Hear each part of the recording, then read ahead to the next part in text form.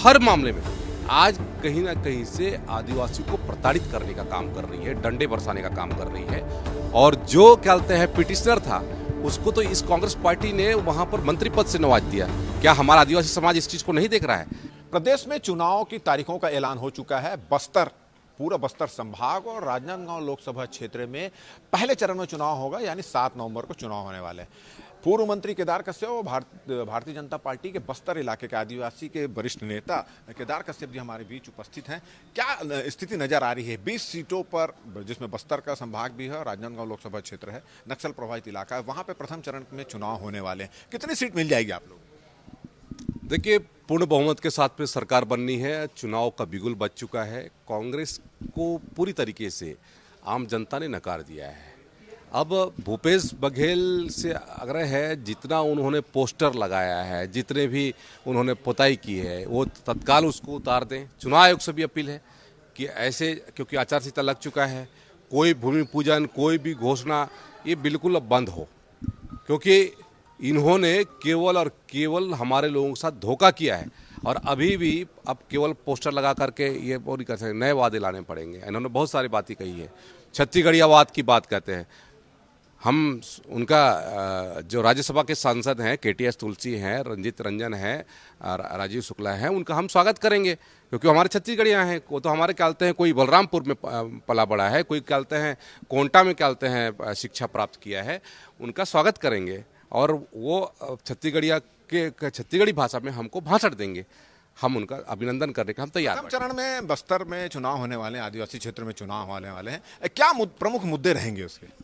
आदिवासियों के साथ में जिस तरीके से इन्होंने वादा खिलाफी की है, चाहे तेंदुपत्ता का मामला हो, चाहे वो क्या कहते हैं आरक्षण का विषय हो, आरक्षण के जिस विषय को लेकर के आपने बड़ी राजनीति की, और जो क्या कहते हैं पिटिशनर था उसको तो इस कांग्रेस पार्टी ने वहां पर मंत्री पद से नवाज दिया। क्या हमारा आदिवासी समाज इस चीज को नहीं देख रहा है?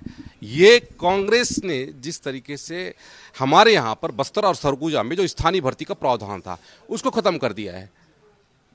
तो ये हर मामले में आज कहीं ना कहीं से आदिवासी को प्रताड़ित करने का काम कर रही है, डंडे बरसाने का काम कर रही है।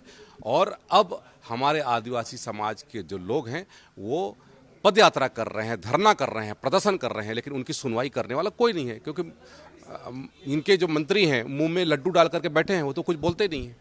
ये बस्तर की 12 सीट और राजनांदगांव जो लोकसभा क्षेत्र है उसकी 8 सीट, मतलब कुल 20 सीटों में चुनाव हो रहा है।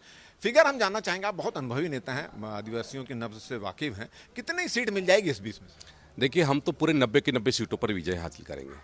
जहां तक कांग्रेस की बात है, कांग्रेस का बयान आपको मैं दूंगा, जिसमें पीसीसी के अध्यक्ष दीपक बैज ने कहा केसकाल में कि हमारे पास में केसकाल का विधायक मजबूत है, हमारे पास में जो कवासी लखमा मजबूत है, हमारे सामने क्या कहते हैं लखेश्वर मजबूत है। दीपक भाई स्वयं अपने आप को मजबूत बताया, बाकी को क्या वो नकारा बता दिए, नालायक बता दिए। यदि लायक नहीं है तो क्या उनको फिर से टिकट देंगे? इस बात का जवाब तो क्या कहते हैं पीसीसी के अध्यक्ष देंगे। और जहां तक हमारी बात है, हमारे भारतीय जनता पार्टी का एक एक कार्यकर्ता काम करता है और विजय हासिल करता है, और निश्चित तौर से हमको इसमें विजय हासिल होगा। तो ये थे केदार कश्यप, और इनका कहना है कि भारतीय जनता पार्टी जो पहले प्रचरण है उसमें सभी सीटों पे चुनाव जीत रही है, और आदिवासी क्षेत्र में कांग्रेस को लेकर और उसकी सरकार को लेकर काफ़ी आक्रोश है, क्योंकि आदिवासियों के हित के लिए सरकार ने कोई काम नहीं किया। जो धर्मांतरण वहाँ पर बढ़ चुका है, वादा खिलाफी उन्होंने वहाँ पर की, और यही सब चीज़ के संकेत हैं कि बस्तर समेत पूरे जो 90 विधानसभा क्षेत्र है वहाँ पर भारतीय जनता पार्टी जीत के आएगी। और साथ ही साथ उन्होंने तंज कसते हुए भी कहा कि जिस तरह से राज्यसभा सदस्य केएस तुलसी और रंजिता रंजन और राजीव कुमार को जो इन्होंने राज्यसभा सदस्य में भेजा है, उस पर तंज कसते उन्होंने कहा कि अब शायद ऐसा लगता है कि कांग्रेस इनको छत्तीसगढ़ का निवासी मान लिए, तो अब भी हम भी इनको छत्तीसगढ़ का निवासी मानकर वहां पर प्रचार प्रसार करेंगे। कैमरामैन नजीर खान के साथ राजेश मिश्रा, IBC 24 रायपुर।